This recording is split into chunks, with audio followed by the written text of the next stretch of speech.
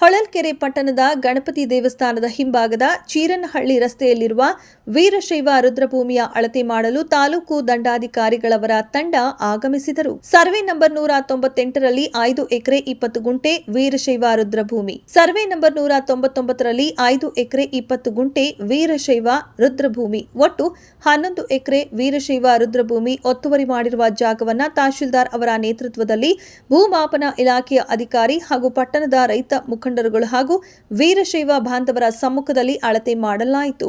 ಸ್ಮಶಾನ ಭೂಮಿ ಒತ್ತುವರಿ ಮಾಡಿರುವ ಜಮೀನುದಾರರಿಗೆ ತಾವಾಗಿಯೇ ಒತ್ತುವರಿ ಜಮೀನು ತೆರವು ಮಾಡಿ, ಇಲ್ಲವಾದಲ್ಲಿ ನಿಮಗೆ ನೋಟಿಸ್ ನೀಡುತ್ತೇವೆ. ರುದ್ರಭೂಮಿ ಒತ್ತುವರಿ ಮಾಡಿರುವುದು ದೊಡ್ಡ ಅಪರಾಧ, ಜೈಲು ಶಿಕ್ಷೆ ಅನುಭವಿಸಬೇಕಾಗುತ್ತೆ ಎಂದು ತಹಶೀಲ್ದಾರ್ ಅವರು ಎಚ್ಚರಿಕೆ ನೀಡಿದ್ದಾರೆ.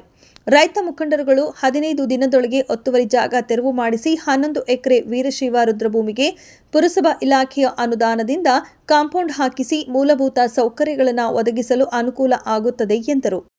ಸ್ಮಶಾನ ಒತ್ತುವರಿ ಬಗ್ಗೆ ನಾವು ಕೇಸ್ ಬುಕ್ ಮಾಡ್ತೀವಿ. ಎಷ್ಟೆಷ್ಟು ಆಗಿದೆ ಅಂತ ನಿಮಗೆ ನೋಟಿಸ್ ಕೊಡ್ತೀನಿ. ಫಸ್ಟು ನೀವು ತೆರವುಗೊಳಿಸ್ಕೊಂಡು ನಮಗೆ ಬಿಟ್ಟು ಕೊಟ್ಟರೆ ಓಕೆ, ಮಾಡಿಕೊಟ್ಟಿಲ್ಲ ಅಂದ್ರೆ ನನಗೆ ಕೇಸ್ ಬುಕ್ ಮಾಡ್ತೀನಿ. ಅಲ್ಲಿಂದ ಏನಾಗುತ್ತೋ ಆದೇಶ ನಮಗೆ ಗೊತ್ತಿಲ್ಲ. ಆತಂಕ ಮಾಡಲ್ಲ, ಎಲ್ಲರಿಗೂ ಹೇಳ್ತಾ ಇದ್ದೀನಿ.